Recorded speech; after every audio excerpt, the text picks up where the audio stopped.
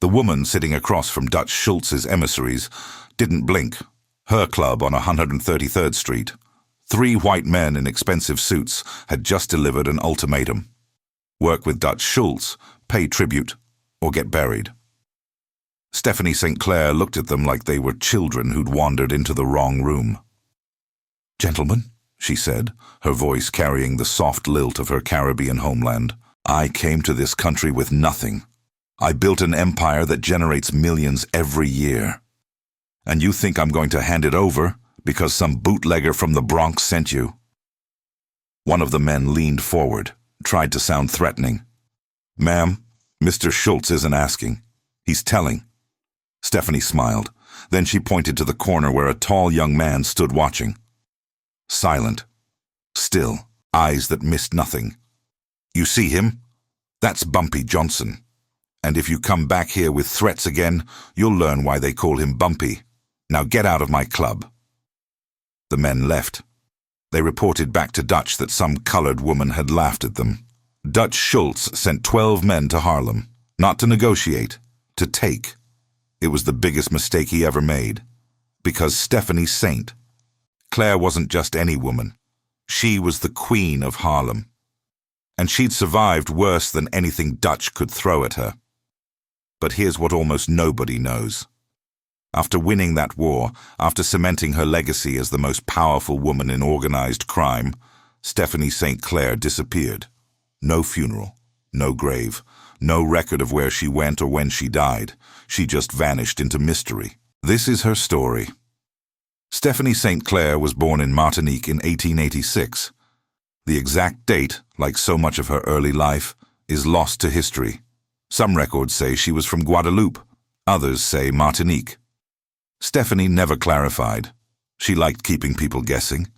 What we know for certain is that she arrived in New York in 1912, 26 years old, a black woman, a Caribbean immigrant, spoke French and broken English, had less than $50 to her name. America in 1912 wasn't kind to people like her. Jim Crow laws, segregation. Women couldn't even vote yet. And a black immigrant woman? She was at the absolute bottom of the social ladder. But Stephanie St. Clair didn't see a ladder. She saw an opportunity. Harlem in the 1920s was exploding. The Great Migration had brought hundreds of thousands of black Americans from the South to New York. They brought their culture, their music, their dreams, and they brought something else. The numbers game. An illegal lottery where you could bet a nickel and win $50. Simple. Accessible. And because it was run by black operators for black players, it stayed under the radar of white authorities. Stephanie saw the potential immediately. This wasn't just gambling. This was community. Trust. A parallel economy that white banks and businesses ignored. She started small, running numbers for other operators, learning the system, watching where the money flowed and where it leaked. By 1923, she had her own operation. By 1925, she controlled a third of Harlem's numbers racket. By 1930, she was the undisputed queen, Madame Stephanie St. Clair. That's what they called her. Madame Queen, Queenie. She ran her empire like a business. Ledgers, payroll, contracts. She paid her runners fairly, protected them from police and rival operators, invested profits back into the community, helped families with rent, funded education programs. But make no mistake, Stephanie St. Clair could be ruthless when necessary. There's a story from 1928. A rival operator tried to muscle in on her territory, started intimidating her runners, threatening violence. Stephanie didn't call the police. She handled it herself. She showed up at the man's apartment with 3 enforcers, walked right in. The man reached for a gun. One of her men broke his arm before he could touch it. Stephanie leaned down, looked him in the eye, and said very calmly, "You have 24 hours to leave Harlem. If I see you after that, they won't find your body." He was on a train to Chicago by noon the next day. That's who Stephanie St. Clair was. Elegant, educated, sophisticated, but cross her. And you'd learn why even hardened criminals gave her respect. By 1930, Stephanie controlled an empire worth millions. She had 40 runners, 15 policy banks, and the loyalty of Harlem's working class. She wore fur coats and drove a custom Cadillac. She threw parties that rivaled anything in white Manhattan, and she did it all as a black woman in an era when black women were supposed to be invisible. But success attracts enemies. Dutch Schultz looked at Harlem and saw easy money. The numbers racket was generating millions, and it was all in black hands. He figured he'd just take it, intimidate these operators, force them to pay tribute, expand his empire. He sent emissaries to the biggest operators first. Most of them folded, took Dutch's deal rather than risk war. Not Stephanie. When Dutch's men came to her club, she didn't just refuse. She insulted them, sent them back to Dutch with a message. "Tell your boss that Harlem isn't for sale, and if he wants it, he'll have to take it from my cold, dead hands." Dutch took that as a declaration of war. What followed was 3 years of violence, over 40 murders, buildings burned, runners kidnapped, police bought and paid for on both sides. Dutch had money, had connections to the Italian mafia, had an army of soldiers. Stephanie had something better. She had Harlem, and she had Bumpy Johnson.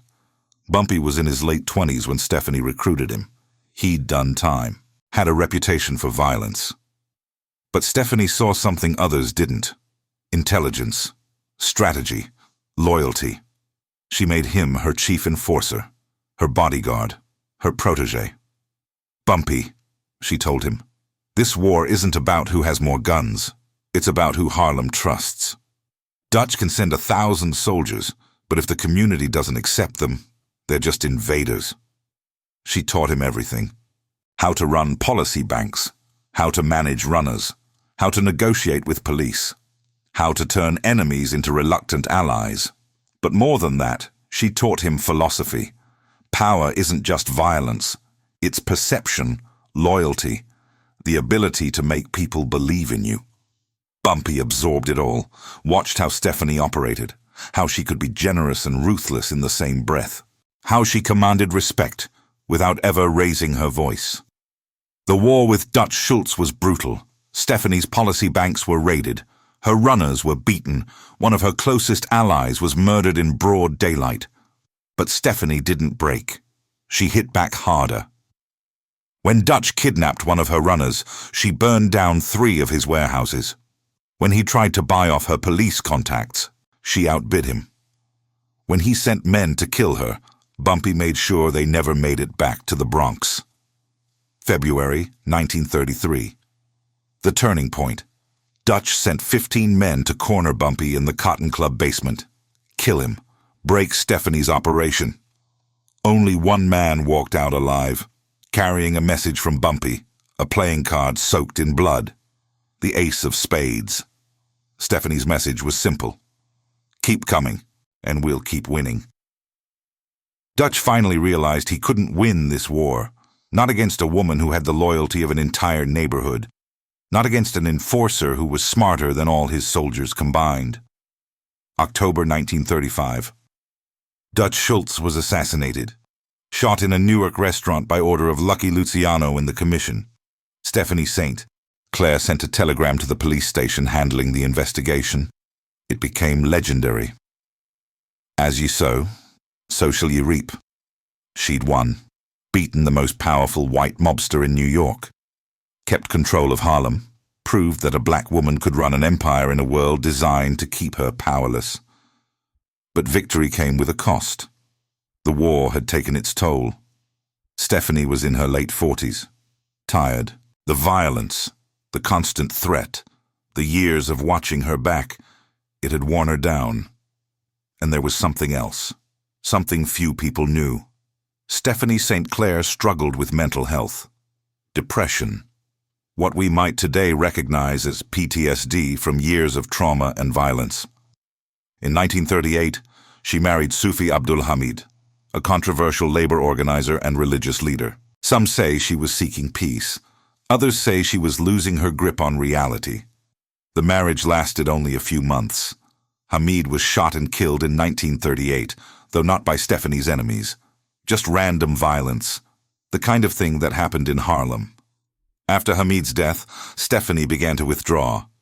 She handed more control to Bumpy, stepped back from day-to-day operations, spent less time in public. By 1940, Stephanie St. Clair had effectively retired. She'd trained Bumpy to take over, taught him everything she knew, watched him become the Godfather of Harlem. And then she disappeared. Not all at once. Gradually. Like a photograph fading. There are scattered reports. Some say she was committed to a psychiatric hospital in the 1940s.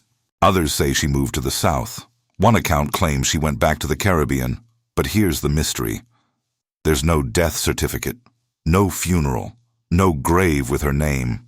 Stephanie St. Clair, the most powerful woman in organized crime, the woman who built an empire and defeated Dutch Schultz, simply vanished from history.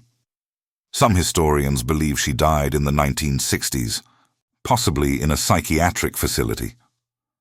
But there's no confirmation, no records, nothing.